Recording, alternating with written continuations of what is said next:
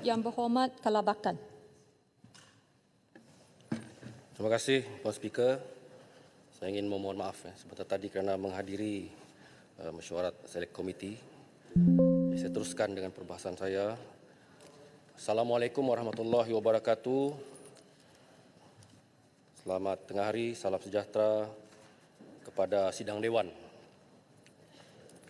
Secara dasarnya, saya melihat belanjawan yang dibentangkan oleh Yang Berhormat Perdana Menteri merupakan satu belanjawan progresif ke arah mewujudkan masa hadapan lebih berdaya tahan, inklusif dan juga mapan. Tuan Yang di-Pertua, saya senada dengan ahli parlimen daripada Sabah dan Sarawak yang menuntut agar hak kota 1/3 daripada jumlah kursi parlimen dapat dikembalikan semula kepada Sabah dan Sarawak seperti mana yang termaktub di dalam Perjanjian 1963 atau MA63. Dan pada hemat saya, ini wajar dikembalikan bagi memastikan hak dan juga kepentingan Sabah dan Sarawak terus terjamin di dalam Persekutuan Malaysia.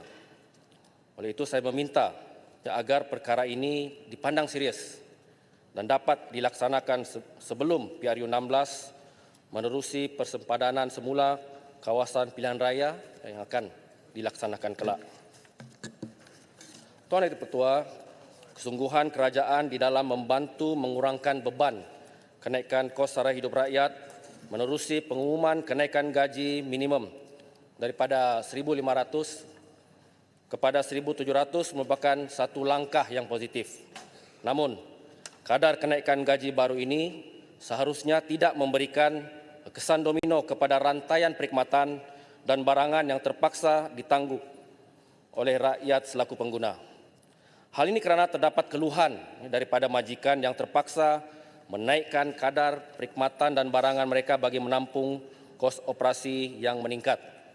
Misalnya, sebagai contoh, para pengusaha taska juga menyorokkan bahawa mereka terpaksa meningkatkan kadar bayaran bulanan bagi menampung kenaikan gaji minimum yang sudah pastinya akan dirasai dan memberi kesan kepada ibu bapa.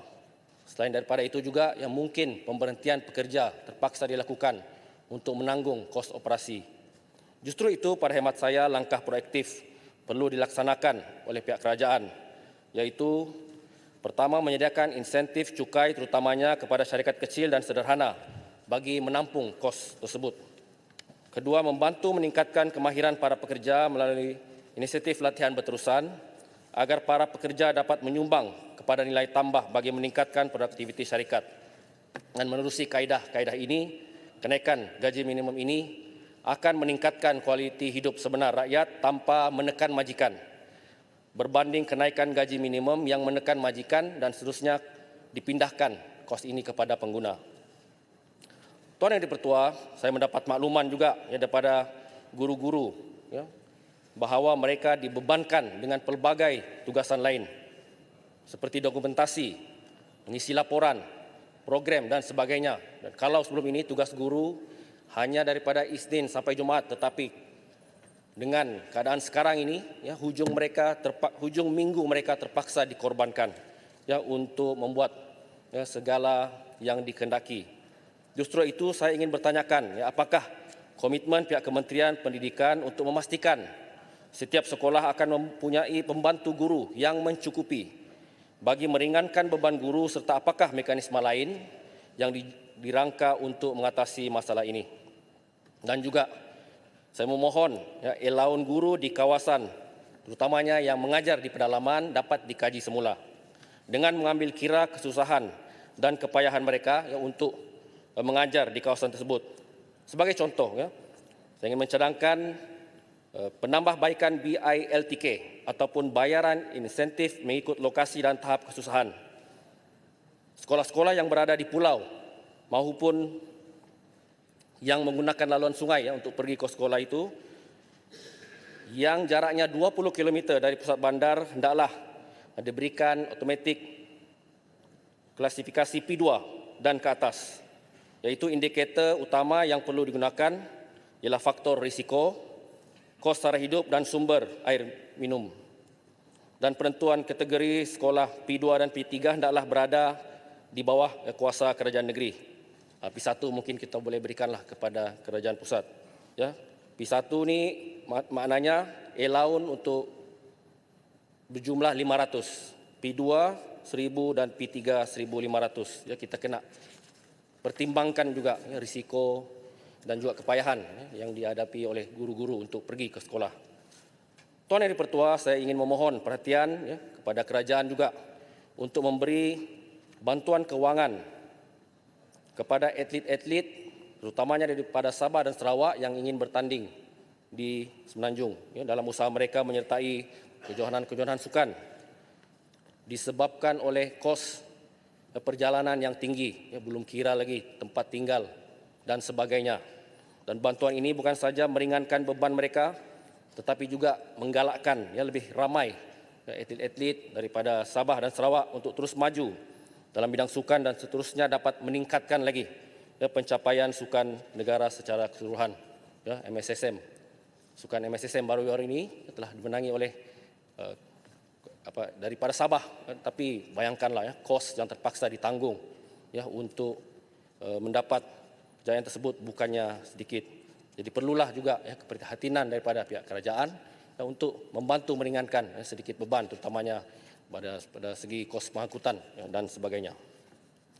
Tuan Yang di-Pertua, saya juga ingin menyentuh berkenaan isu-isu melibatkan sektor kesihatan. Ya, kita telah mendengar belanjawan bahawa sektor kesihatan akan memperolehi bajet kedua tertinggi. Jadi persoalan saya, ya, adakah isu berkaitan kekurangan doktor disebabkan oleh peningkatan jumlah doktor yang berhenti awal dari perkhidmatan disebabkan oleh faktor-faktor seperti beban kerja yang berat, tekanan mental dan fizikal, serta kekurangan peluang kenaikan pangkat.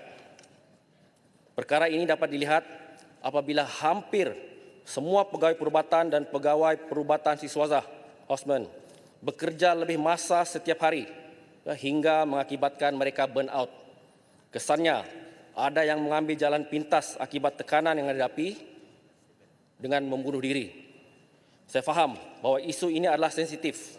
Namun inilah hakikat yang terjadi dalam sektor kesihatan tahun demi tahun. Dan keadaan ini memberi kesan negatif kepada keseluruhan sistem kesihatan awam.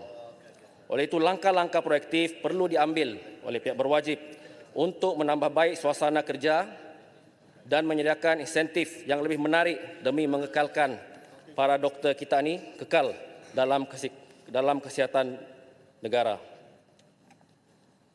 Saya ingin menyentuh juga kenaikan allowance tugas atas panggilan on-call di antara RM55 dan RM65 ringgit. Saya ingin mendapatkan kepastian bilakah ya, tarikh ianya akan dikuatkuasakan. Ketiga, apakah ada usaha daripada pihak kementerian untuk memastikan jumlah tenaga kerja kaki tangan perubatan, khususnya di hospital Tawau, memandangkan dianggarkan lebih kurang 1,000 orang ya, kaki tangan diperlukan untuk menampung keperluan hospital Tawau. Yang saya bimbang, ya, adakah ya, keperluan itu mencukupi? Kerana kalau kita lihat mereka yang berhenti daripada sektor perkhidmatan awam, ya, berhenti daripada doktor ini lebih ramai ya, daripada mereka yang ingin memohon, ya, terutamanya di daerah Tawau ya, sebagai contoh. Dan ini kita bimbang ya, kerana kerajaan membelanjakan banyak wang ya, untuk mereka ini melanjutkan pelajaran sehingga keluar negara. Tetapi apabila mereka kembali ya, berhikmat oleh kerana burn out, tidak tahan dan sebagainya, mereka mengambil jalan berhenti menjadi doktor dan sebagainya. Jadi ini merupakan satu kerugian kepada kita, kepada keseluruhan, ya, terutamanya dalam kesihatan awam inilah, ya, menyebabkan hospital sesak, menyebabkan perkhidmatan tidak dapat dijalankan dengan lebih baik. Kelima, ya, saya ingin membangkitkan persoalan, iaitu benarkah dakwaan bahawa pihak Kementerian Kesihatan ada membuat pengambilan para pelajar bidang perubatan lepasan UKM dan UM untuk berkhidmat dalam kesihatan sektor di dalam kerajaan Singapura. Nah, ini pun ya, kita punya graduan terutamanya yang daripada UKM, UM dirisik lebih awal ya, daripada luar negara. Dengan menawarkan gaji yang lebih lumayan, dengan menawarkan jadual yang lebih bersesuaian, ya, menyebabkan kekurangan doktor di negara kita. Ini pun ya seharusnya menjadi perhatian oleh pihak kementerian ya untuk memastikan ya doktor-doktor kita ni dapat ya kita kekalkanlah ya untuk berkhidmat di negara kita. Tuan Yang Dipertua, statistik menunjukkan bahawa kerugian yang diakibatkan oleh aktiviti skamer ya, dari tahun 2021 hingga 2024 adalah berjumlah RM3.18 bilion. Justru itu melihat kepada statistik yang dikemukakan, hukuman yang lebih tegas seperti denda yang lebih tinggi dan hukuman penjara yang lebih lama perlu dikenakan bagi memberikan mesej yang jelas bahawa aktiviti penipuan tidak akan ditoleransi oleh pihak kerajaan. Hukuman ini juga perlu dikenakan kepada individu-individu lain yang bersubahat, berkongsi data pribadi dan melindungi penjenayah skema ini. Dan saya yakin ramai di antara kita ni data pribadi kita itu sudah tidak rahsia lagi menjadi perkongsian oleh syarikat-syarikat ataupun individu-individu yang tidak bertanggungjawab. Jadi hukuman perlu lebih keras dan kita perlu memperkukuh kerjasama antara pihak berkuasa dan platform digital dalam mengesan serta membantras aktiviti penipuan. Tuan Yang Bertuah, dalam era digital ini, keperluan untuk mewujudkan pusat pengkalan data, usahawan belia adalah amat penting untuk mempromosi dan juga menyokong inisiatif keusahawanan di kalangan golongan muda. Pusat ini bukan saja akan memberikan akses kepada maklumat dan sumber yang relevan, tapi juga membantu membina rangkaian di antara usahawan belia, mentor dan juga pelabur. Jadi kita mengharapkan dengan adanya pengkalan data ini, para usahawan muda dapat mengenal pasti peluang pekerjaan, mengikuti perkembangan industri serta mendapatkan latihan dan bimbingan yang diperlukan untuk mencapai kejayaan. Tuan Yang Bertuah, saban hari kita digemparkan dengan pelbagai isu yang tidak enak dikaitkan dengan madrasah dan pusat tahfiz seperti isu penderaan, penyelewengan agama, liwat dan sebagainya. Jadi pada hemat saya, kerajaan perlu mengambil maklum dan memantau serta mengawal selia aktiviti di madrasah dan pusat tahfiz secara berpusat, memandangkan berdasarkan pelbagai kuasa pentadbiran agama Islam terletak di negeri masing-masing, yang mana agak menyukarkan proses pemantauan secara komprehensif dan juga holistik. Hal ini penting bagi melakkan kes yang sama seperti GISB tidak berulang. Tuan Yang Bertuah, saya juga ingin mengucapkan terima kasih kepada kerajaan apabila bersetuju melaksanakan projek pembesaran lapangan terbang Tawau Sabah dan lapangan terbang Miri Sarawak dengan kos RM253 juta. Daripada jumlah tersebut, RM130 juta diperuntukkan oleh lapangan terbang Tawau saja yang telah diumumkan oleh Yang Berhormat Menteri Pengangkutan ketika lawatan beliau ke lapangan terbang Tawau pada 7 Oktober yang lalu. Jadi ini sering menjadi kerisauan dan sering menjadi igauan kita harapkan agar kerajaan dapat menetapkanlah had ceiling untuk kadar harga tiket penerbangan yang dibeli oleh warga negara Malaysia. So mungkin kita ada dua harga, warga negara Malaysia dengan bukan warga negara. Warga negara kita kena bagi had ceiling lah untuk tidak menyusahkan dan juga membantu mereka-mereka yang tidak berkemampuan, terutamanya daripada Sabah mau pergi ke Semenanjung, Kuala Lumpur sebagai contoh. Masa sudah tamat. Last Yang Bertuah, saya hal kawasan sikit. Sila Gulong, masa sudah tamat. Terus, saya terus kepada kawasan menyentuh isu infra, fasiliti dan kemudahan asas. Pertama, pembinaan projek Empangan Cinta Mata. Kita harapkan kerajaan dapat mengambil perhatian menaik taraf kemudahan dan fasiliti di kompleks Sukan Tawau, seperti trek dan kolam renang, meningkatkan aset milik agensi penguatkuasaan milik maritim APMM, terutamanya di sebelah pantai timur ni yang terdedah kepada ancaman. Keempat, memberi tumpuan kepada usaha menarik taraf sekolah-sekolah daif, Bina baru SMK Kalabakan, pembinaan asrama di SK Ulu Kalabakan, mewujudkan ini penting juga ni sekolah menengah agama di Parlimen Kalabakan kerana ada demand tetapi memandangkan infranya tidak ada, terpaksa kita pergi ke tempat yang lebih jauh.